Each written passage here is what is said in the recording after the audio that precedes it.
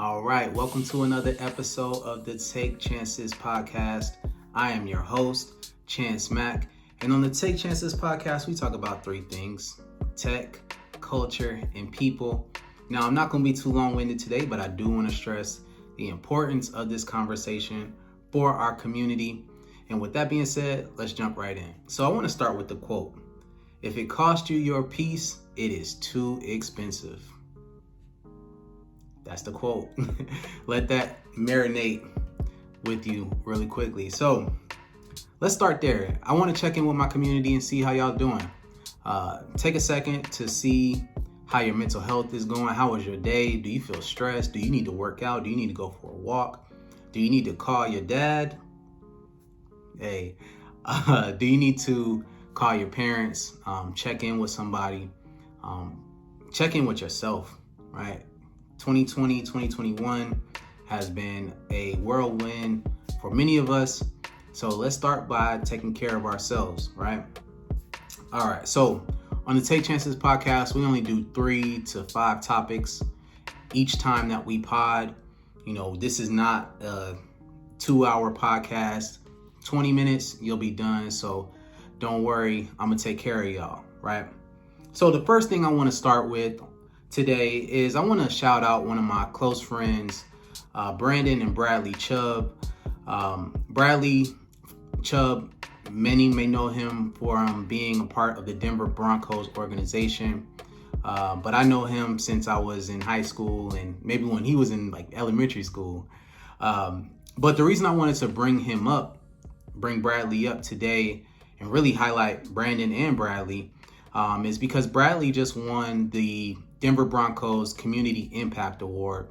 And now that's special, right? And a lot of people will just, tweet and give him a congratulations and then move on. But as I was, thinking about what took place in my life over the past week that I've been away from since our last episode, I just thought about what's the true impact of winning that award? It's not the award, right? It's the impact that he's made in his community, on the students that he's impacted. I believe that he raised $25,000 to $30,000 for a local school district in Denver to help them go to school more effectively, more efficiently, make sure they have the right resources, make sure the teachers are supported from a financial perspective. Many of us know teachers spend a lot of their own money on supplies, crafts, and activities for the kids. So major shout out to Bradley for doing that. And I wanted to kind of start my podcast by keeping the focus where it should be. And that should be on the community, the impact that we're all trying to make in the world. And that's something that's going to last for many years to come. So shout out to the Chubb Foundation. If you want to learn more about their organization, go to the chubbfoundation.org or follow Bradley and Brandon online. All right. So the second thing that I wanted to mention was I wanted to give you all a quick update on the Peloton. So a couple weeks ago, I got a Peloton. I talked about it being one of my biggest Cyber Monday purchases of all time. And it's been 2 weeks. I love it. I want to give you all a quick review. I use the Peloton for, of course, cycling, but I also use it for meditation, yoga, and I also do some core exercises on there as well. Y'all know I'm really big on mental health, but I also know that my mental health is also tied directly into my physical health. What am I eating? What am I viewing? How am I being active? I work in technology. I sit around a computer all day for the most part. I'm on my phone all day. Work from home. It's very easy for me to spend 10 hours, 12 hours in the same spot, right? But with my Peloton, it eliminates my need to go to the gym. Of course, I still try to go for lifting and, the social aspect, but I can just hop on my Peloton at 12 o'clock at night and ride for a few minutes, listening to good music and get a good workout in. So I know that the Peloton is directly impacting my physical health, but also my mental health. And for that reason, I love it. All right, so let's transition a little bit into the technology piece of the conversation. So in the next 2 to 3 years, Bill Gates says that 90% of all of our office meetings are going to take place in the metaverse. Wow. But that sounds so far-fetched, even though 2 to 3 years is right around the corner. Being an adult, we know how fast the year moves. Like, it's already 2022, or we're coming up on 2022, and it really feels like the pandemic just started, right? So I'm really interested to see what this metaverse looks like, and how this will affect how we work together. Of course, we already know that a lot of us are working from home, are in a virtual environment already.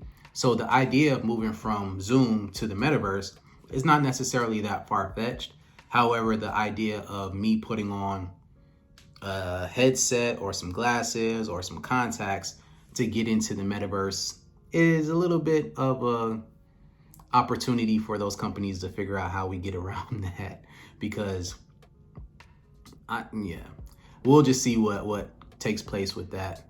And if people actually accept that, and I'm sure they'll figure it out, because there's so much investment going into the metaverse. I believe that Facebook said that they're going to spend $50 billion on making the metaverse what it needs to be over the next 10 years. And I'd imagine that $50 billion could probably increase as time goes along. So very interesting to see what will take place in the metaverse. And it kind of leads me to the next topic that I wanted to talk about. So I wanted to take a second to address the idea of us moving to a Web 3.0 environment. So many of us are familiar with the internet and have grown up with the internet. And we've been primarily a part of Web 2.0. And I say many of us, like I don't have a pretty robust or diverse audience. I know I do have some people that, grew up before the internet even existed, right? Like, the internet is a fairly new sensation to them. And I know time is relative, so let me just address that. But for those of us that are millennials, or maybe a little bit past the millennials, we've grown up with the internet. And the internet that we've grown up with has been a little bit of Web 1.1 or 1.0, which is just the foundation of the internet. And that's like the dial-up environment, which I do remember. I used to be a net zero user. And it transitioned to Web 2.0, and that's the environment that we're most familiar with today. That's when we've seen the rise of companies like Apple, Facebook, Twitter, a lot of the other social media platforms like TikTok. And now we're transitioning into Web 3.0. And instead of those companies, those top 5 companies that I just named, like Apple, Microsoft, Facebook, Twitter, Amazon, Web 3.0 is the democratization of the internet. And that's going to create more opportunity for individuals like me and you to have ownership of the internet, versus the Web 2.0, in which Facebook, Google, Amazon, YouTube, they own the internet and they drive the economy. It's transitioning into a opportunity for creators, business owners to create NFTs, concepts, virtual spaces in the metaverse, in which you can be the change that you want to see, but also gain revenue from it. So very interested to see what Web 3.0 looks like. Of course, there is a lot that I can talk about here, but on the Take Chances podcast, we try to be brief and give you just enough to make you want to go learn a little bit more. But of course, there's going to be cryptocurrencies, NFTs, and I want to take a second to just talk about those two topics, because all the time I'm getting hit up about, Chance, what's your thoughts on NFTs? Like, some of the kids that are in high school, some of my college age listeners ask about NFTs and are just there's a craze about NFTs and cryptocurrencies and Bitcoin and Ethereum and Solana and all these different coins, Dogecoin. So let me just take a second to just address cryptocurrencies for a moment. So Bitcoin is the most popular cryptocurrency by market share today. And one of the things that Jack Dorsey and many of the creators of this Web 3.0 that we're transitioning to believe that the value of cryptocurrency is a democratized or decentralized token that we as consumers and creators can leverage to purchase and transact with each other without the barriers of fiat currency, which could be, physical or tangible, which we can lose or, misplace or can't use in a certain country because they don't accept it. With Web 3.0 and us leveraging Bitcoin and Ethereum and all of these other cryptocurrencies, we will all have access to spending power. This is the air quotes because we know that financial inequality is a huge gap, at least in America. And that's something that, we all are trying to work to solve. And there's a huge opportunity for us there. So I don't want to take that lightly. But the idea is that with the access to the internet becoming more global and the audience that's on the internet becoming more diverse, the cryptocurrencies will enable us to not only have access to make transactions, but also the means to transact in these markets or in these spaces where things are happening. Currently today, many of us, if you're rich in America and you have, let's say $1 million, that $1 million may not be worth the same $1 million that it's worth here in America, in Great Britain. But with Bitcoin, that Bitcoin is going to be worth the same globally. That's the easiest way to explain the difference between fiat currency and cryptocurrencies. And I know that y'all didn't come here to get a masterclass on cryptocurrencies, and that's not even my ministry. That's not my expertise. But I did want to kind of address some of the questions that I'm receiving in the DMs, also via email and also through the Discord that we have for the Take Chances community. So what are your thoughts on the digital economy? I'm curious to know, are you an investor in Bitcoin or any of the cryptocurrencies? And do you believe that Web 3.0 can solve some of the financial inequality issues that we're facing today?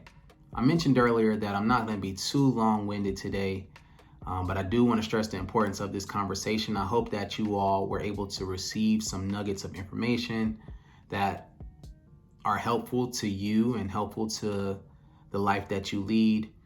Again, I hope that you take a second to check in with yourself and focus on your mental health. And I hope that I was able to be the conduit that connects you to tech, culture, and people. Again, my name is Mack, and I will talk to you all soon.